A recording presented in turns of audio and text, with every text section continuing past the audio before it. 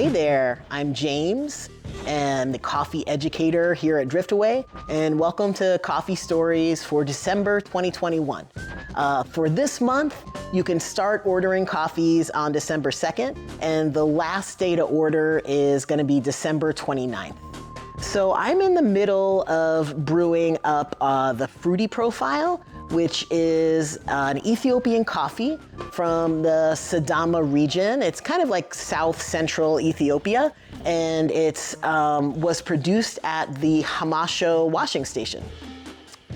And if you are wondering what a washing station is, that's where they separate the fruit from the coffee seed and they wash it. It's a stone fruit, gets kind of sticky, you gotta wash it off, and then they dry it. So that's kind of all the work that this washing station does. And we purchased this coffee through our importing partner, Coffee Quest.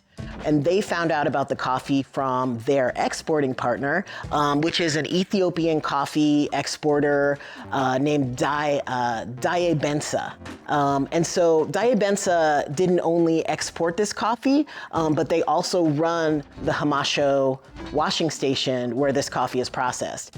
About 1,500 producers contribute to coffee at the Hamasho washing station, and they all live high up in the Bombay mountain range, right in that area of Sidama. And so after they harvest the coffee, they bring it to Hamasho, to the washing station, to be processed.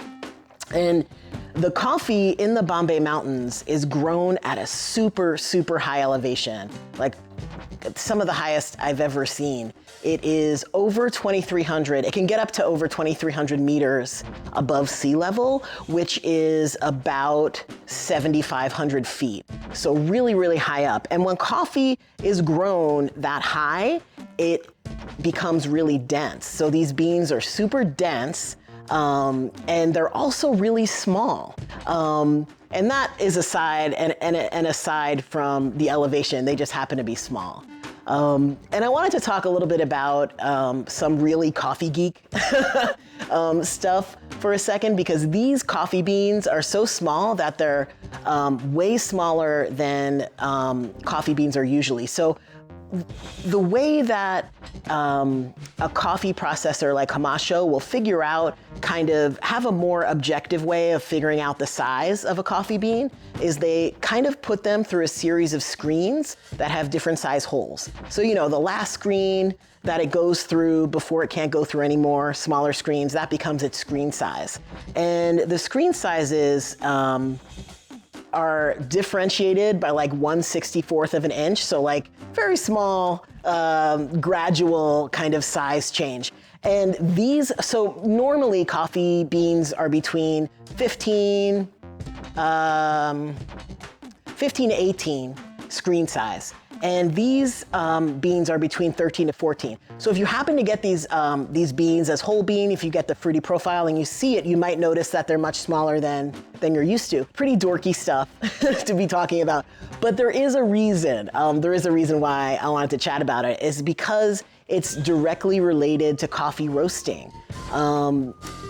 Knowing the size, not just knowing the size of the coffee, but just, you know, having it be a more uniform size is helpful. Because think about, you know, roasting potatoes in the oven, you chop them up to be roasted at a certain temperature and a certain time.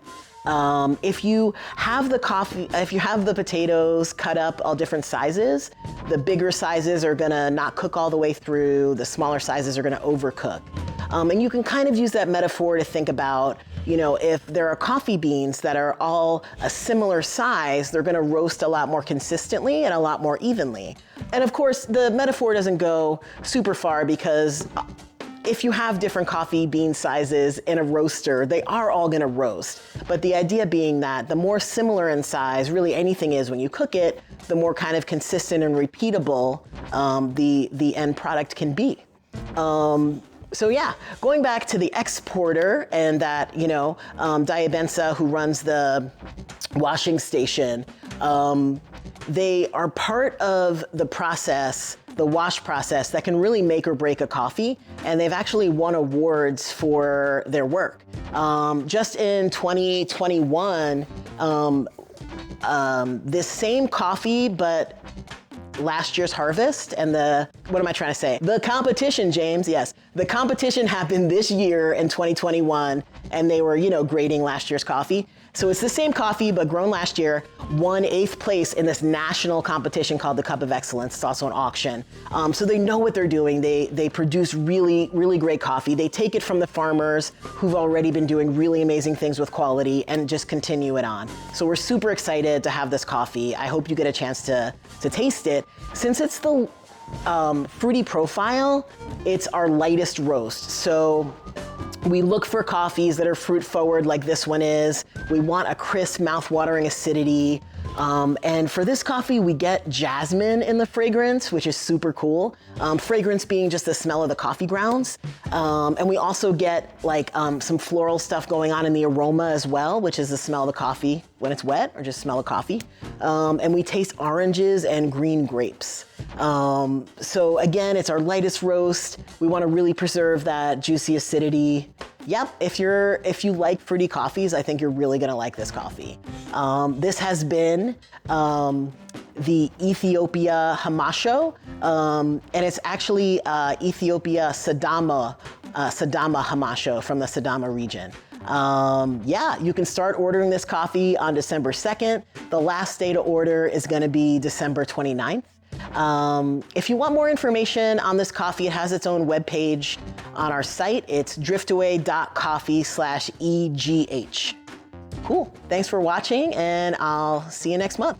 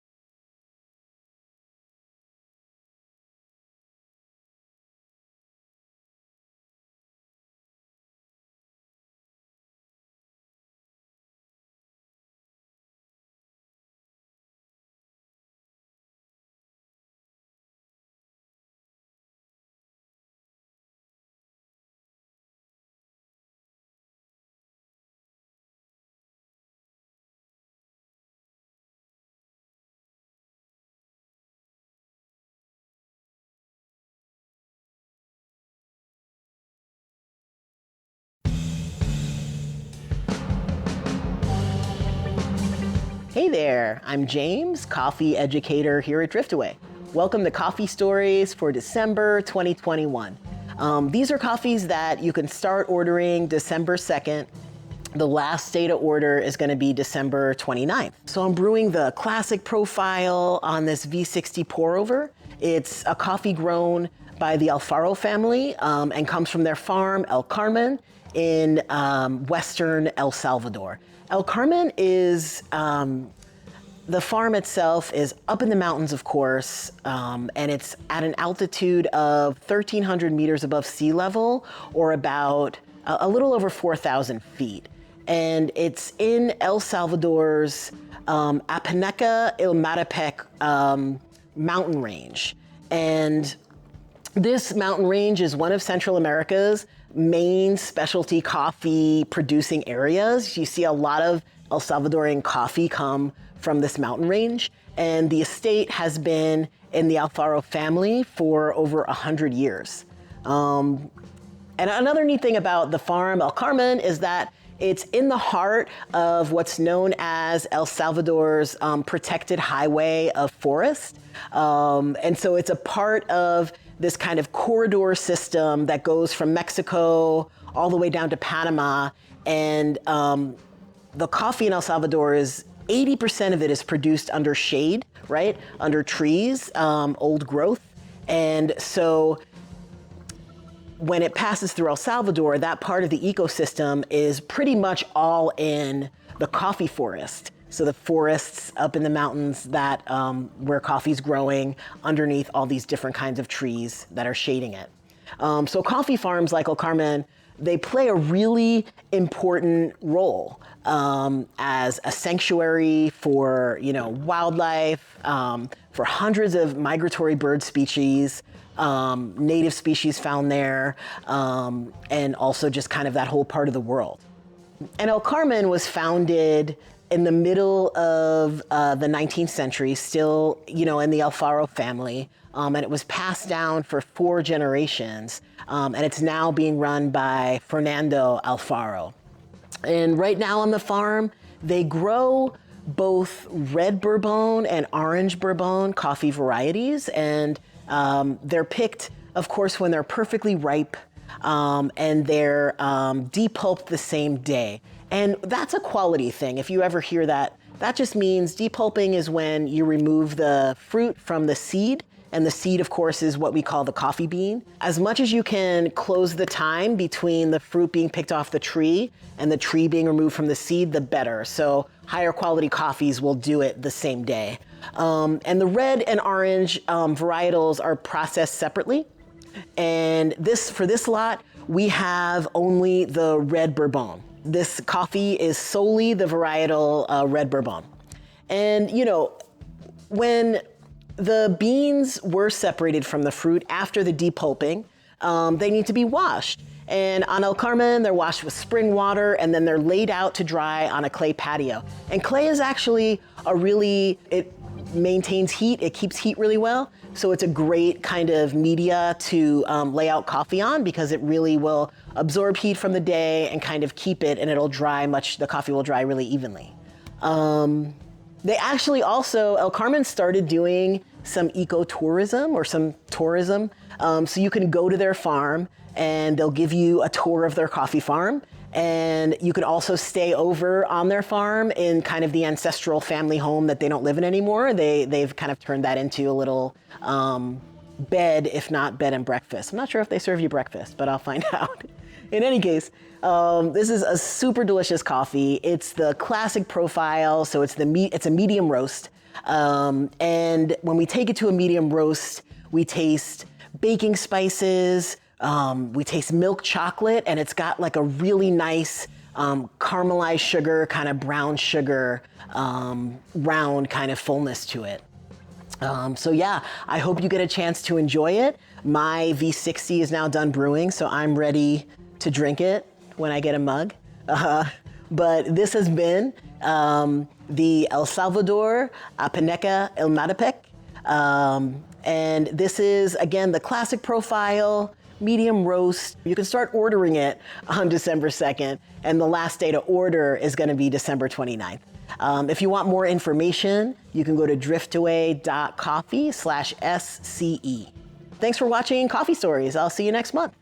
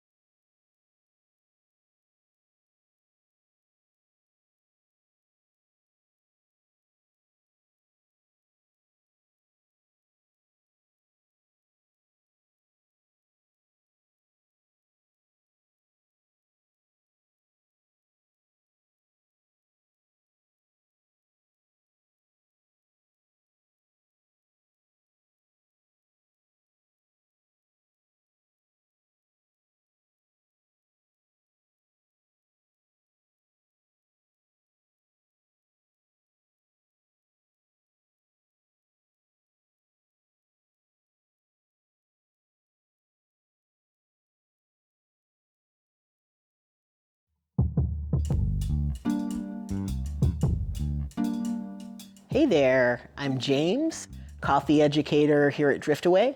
Welcome to Coffee Stories for December 2021. These are coffees that you can start roasting on December 2nd, and the last day to order is gonna be December 29th. I'm in the middle of brewing a Chemex, as you can see, and it's a Chemex of the balance profile for this month. It's a coffee that is a collection of 4 different farmers' lots, and they're all women producers, all women coffee farmers. They're they grow coffee in the Minas region of Brazil and in the southern part of Minas. And we call this coffee Brazil Dona do Café Natural. And first of all, the Brazil, pretty obvious. That's why we named it Brazil. It's from the country of Brazil, right? Donos do Café, let's talk about that for a second.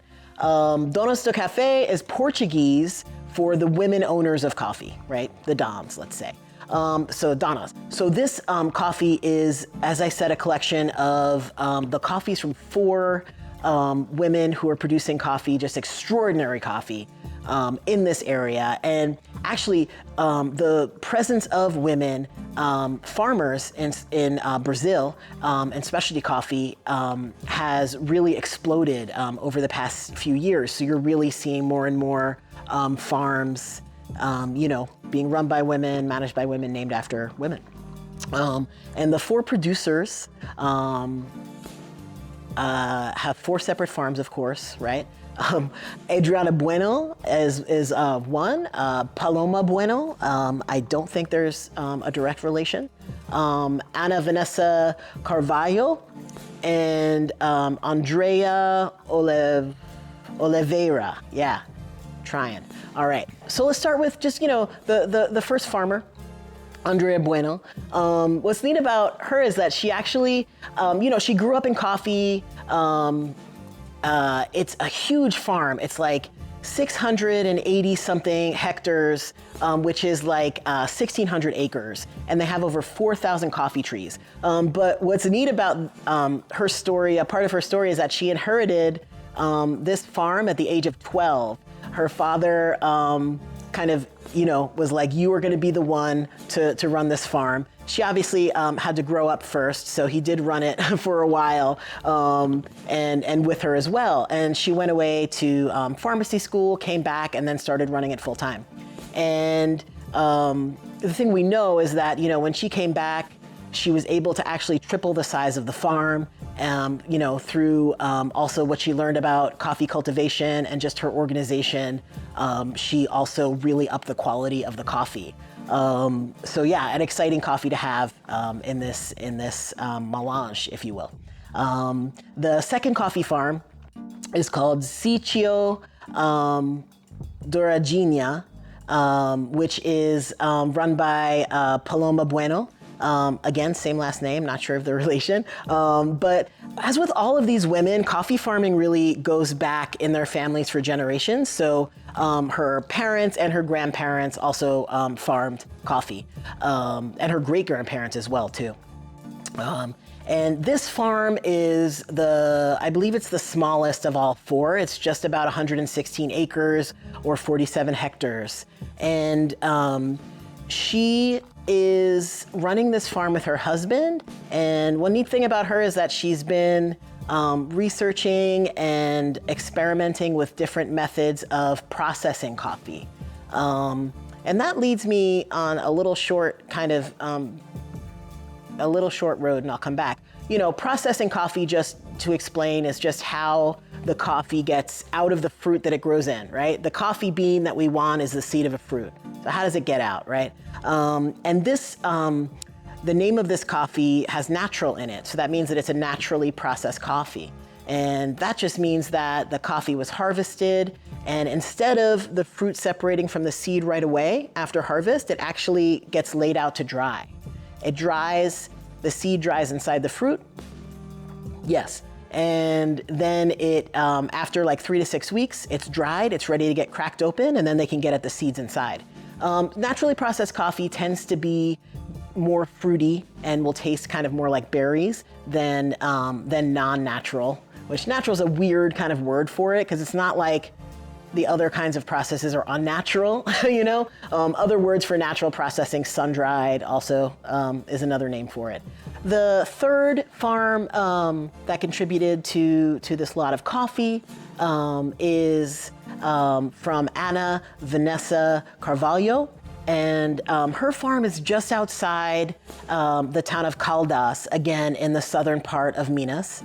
And she also grew up in a coffee producing family, kind of same as the others. And she runs her own farm. And she's, you know, as with all of these women, looking to constantly improve the quality of the coffee that she grows, harvests, and processes, right? And she's also looking for ways to get more resources, not just for her own farm, but her neighbors and all the small farms in the area. So yeah, and then the last coffee that contributed to this coffee, to this lot, is from Andrea Oliveira, and she runs Fazenda Cantagalo, which very roughly translated by me and Google means something like singing rooster farm. So yes, that really brings up a really great image for me. So singing rooster farm. This farm has been, well, you know, Andrea herself has, again, come from a long line of coffee growers. You know, I mean, Brazil and coffee, you know, even for me in the United States, like it's like they go hand in hand, right? So it's hard to even not think about, you know, coffee growing back in several generations in Brazil. It just seems like a pretty common thing if you have a coffee farm. And she now owns and manages that family coffee farm that she grew up on with her brother. And she also is super interested in kind of every aspect of growing, harvesting, processing, and just making sure that every one of those stages is dialed in so that we can get a high quality, good tasting coffee at the end. And it's been so awesome to be able to showcase the work of these women and also have so much information about them. Like the postcard for this coffee has actual photos of them, kind of, you know, it's sometimes a little harder to get photos of all of the people who grow and harvest the coffee. So that's really nice. And also to have their stories, their family stories.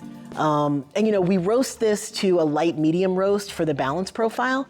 So we're taking it a little darker than the fruity profile, but the balanced profile is going to have acidity, it's gonna have fruit flavor, and it's also gonna have something kind of sweeter to balance it out. And so for that coffee, we've got papaya and strawberry. Strawberry is no surprise given that it's a natural processed coffee, and also milk chocolate. So it's a super delicious coffee. I can't wait to get a mug and drink it. I can smell it already. And this has been this beautiful Brazilian coffee. Brazil Donos do Café Natural. You know, again, we start roasting it. You can start ordering it December 2nd, and the last day to order is December 29th. If you want even more information than everything that I just said, which seems like a lot, is there more information than this? Yes, go to the website, go to the page on our website for this coffee. It's driftaway.coffee/BDN. Cool. Thanks for watching, and I'll see you next month.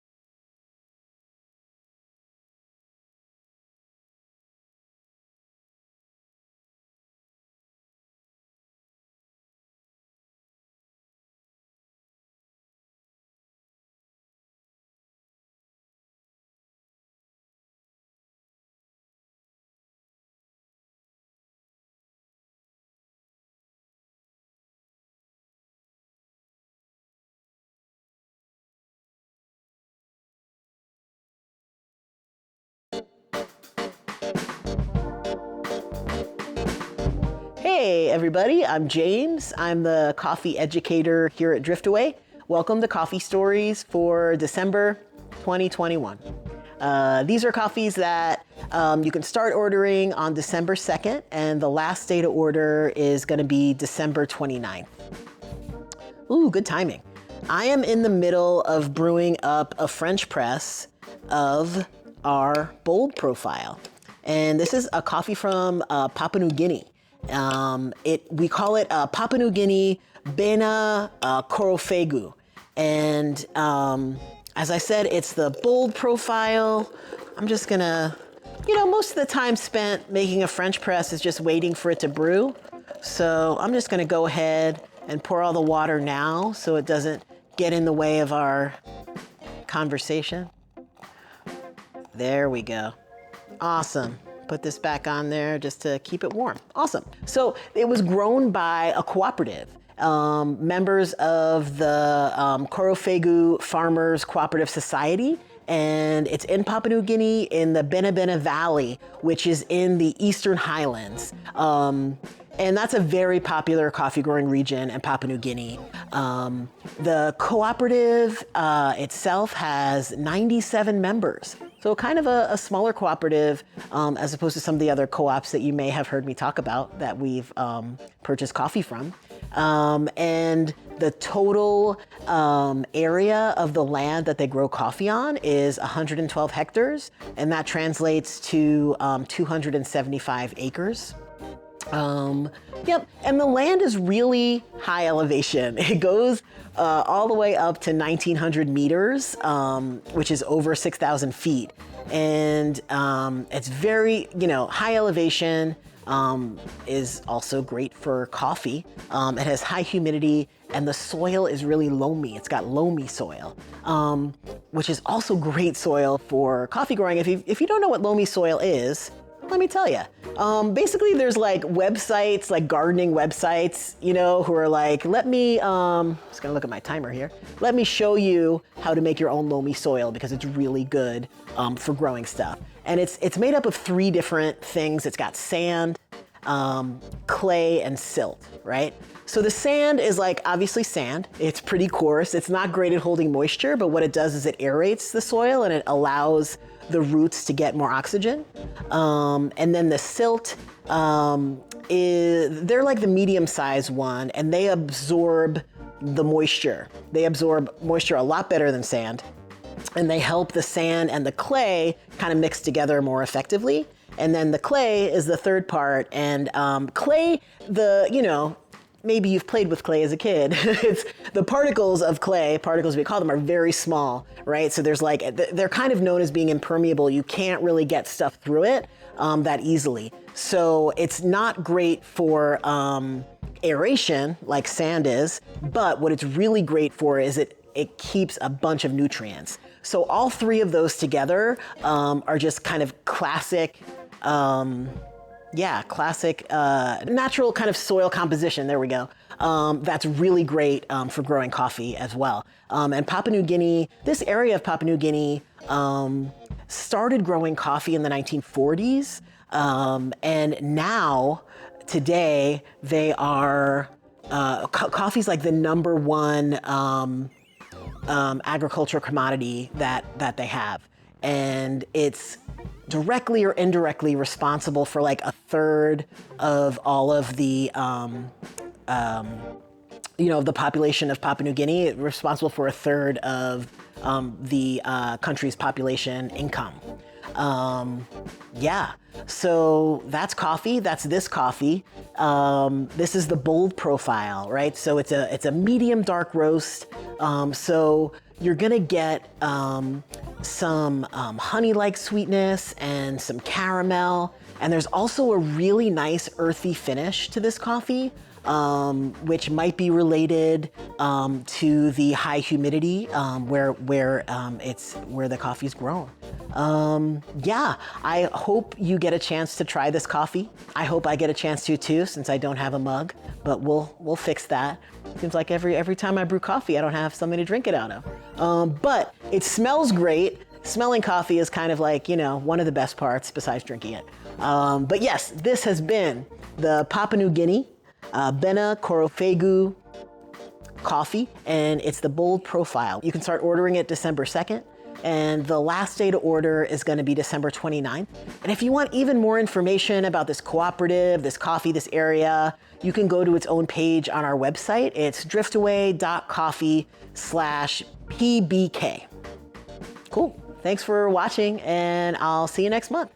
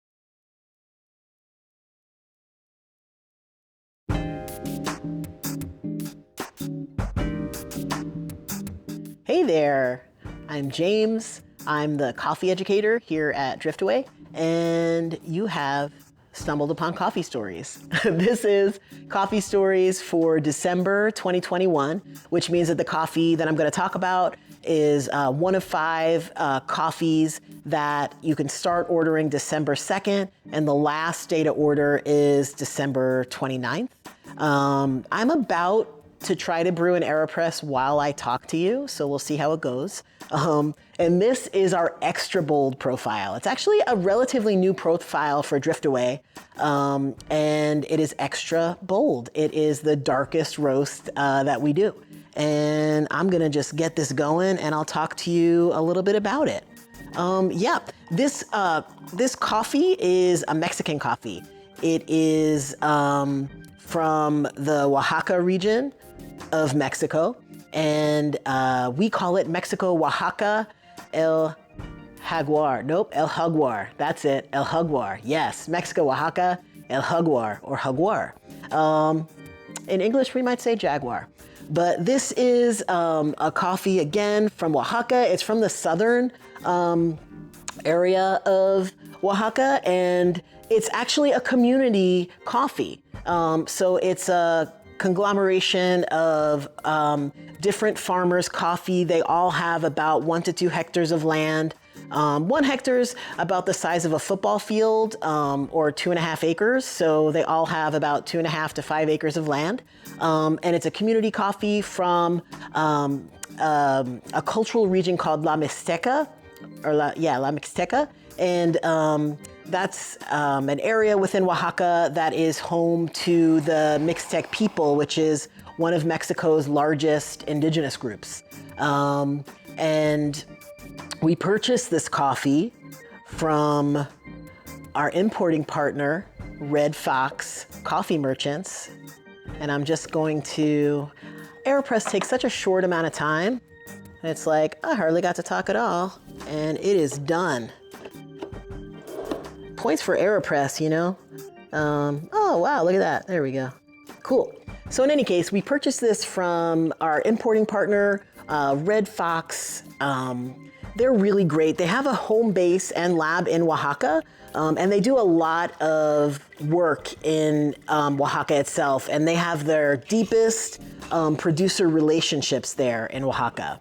And so they, you know, and what I mean also by producer relationships, man, this is a cocktail shaker, but I'm gonna drink out of it. That smells really good. So what I mean by producer relationships, you know, obviously they're looking for new coffees, coffees that they've bought before, or new coffees to purchase. And so they're constantly tasting coffees. So they're, you know, reaching out to producers, trying to maintain those relationships so that they can buy them again year after year. And yep, they also analyze coffee samples there at their home base. It's also kind of a coffee lab. And they build high quality lots like this one. So they'll taste coffee, individual coffees from individual farmers, and then put them all together based on the same high quality and also similar flavors. So the coffees that they source from this area are super sweet and they're super delicious. And as the Extra Bold profile, you know, it's our darkest roast. We roast it to what we call a dark level. And roasting it this dark brings out an even, a really neat kind of aspect of that sweetness. You know, rather than caramel, we get molasses, right? It's like deeper, a little bit of like a bitter kick to it. We also taste cola and baker's chocolate. It's a super neat coffee, a great coffee for this profile as well. So I hope you get a chance to taste it. This has been the Mexico Oaxaca El Jaguar. And if you would like to find out more information about it, you can go to driftaway.coffee/MOJ. Again, you can start ordering this coffee December 2nd, and the last day to order is gonna be December 29th. Yeah, I guess that's all I gotta say. I hope you get a chance to try it again, and this has been Coffee Stories. I'll see you next month.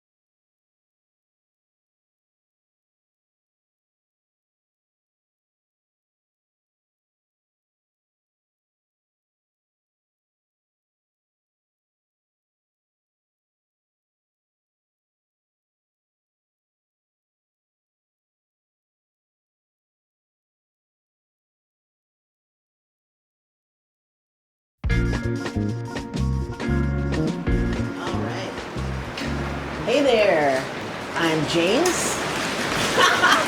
That is a hailstorm. And you know what better way to celebrate a hailstorm at a 52-degree day in the middle of November than by drinking a cup of cold brew. Am I right? So yeah, this is also the bright cold brew, which I feel like also is perfect because hailstorms usually happen in the summer, right? Bring that brightness, that acidity. In any case, hello, you have found Coffee Stories. I'm James, I'm the coffee educator here at Driftaway, and this month, this is our December 2021 coffee month, and so the coffee I'm about to talk about is part of a group of coffees that you can start ordering December 2nd, and the last day to order is gonna be December 29th. Yes, so this is our bright cold brew profile. That's our lightest roast cold brew. And this month it's from the Sidama region of Ethiopia, which is kind of like in the center and a little bit south of the country. And it's from the Hamasho washing station.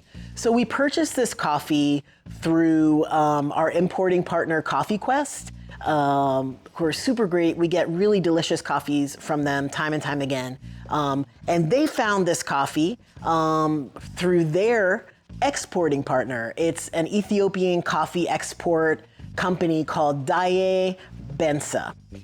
And for this lot in particular, this coffee, 1,500 coffee farmers or producers contributed to this lot of coffee. So as you can imagine, they're all growing coffee on relatively small areas of land, and then the coffee gets combined together when it's processed at the Hamasho washing station. And so Andrea Bueno isn't just the exporter, they also run the washing station where the coffee is processed.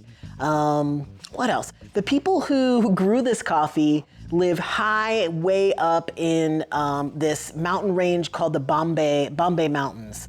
Super high elevation, some of the highest you'll find with coffee growing. It's goes all the way up to over 2,300 meters above sea level, which in feet is like 7,500 feet. So super, super high for coffee growing, which makes it very dense. They're tiny little coffee beans. If you get the fruity profile whole bean, you'll see they're really little. They're much smaller than most coffee beans that you see. Tiny and very dense because they're grown so high. And you know, back to the exporter and Andrea Bueno, they, as I said, are not just the exporter, but they also run the processing station or washing station, which is what they're kind of called in Ethiopia. Real quick, you know, coffee is a seed of a fruit. We have to get the seeds out of the fruit somehow. That's processing. So this is wash process. They separate the fruit, get the seed, wash it, really oversimplifying this. They wash it, they dry it, then we get to roast it. And you know, Andrea Bueno has been producing, right, award-winning coffees, or processing award-winning coffees.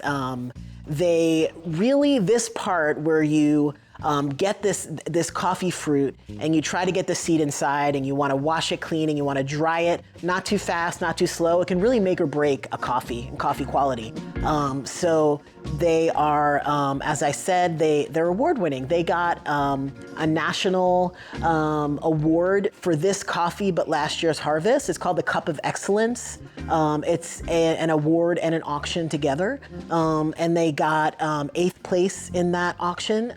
So they're really, quality focused, and they really take care. I always like to say this when I talk about, high quality washing stations, factories, processing, is that they kind of take over where the farmer left off. In terms of growing high quality coffee, harvesting when it's fully ripe, and then they take over and continue the rest of that coffee's journey. So we are really excited to be able to have this coffee. It's the first year that we've tasted it. And as a cold brew, this really light roast, we can bring out oranges and grapes. So it's really fruity, and it also has just a really kind of juicy mouthfeel to it. This has been the Ethiopia Sidama Hamasho, And it's our bright cold brew profile. And just getting to the end, the hail has left. So the sun has come out. This bright cold brew profile has done it for us. If you want to learn more about this coffee, you can go to our website. It's got its own page, driftaway.coffee/EGC. And once again, you can start ordering it on December 2nd. The last day to order is December 29th. Cool. Thanks for watching, and I'll see you next month.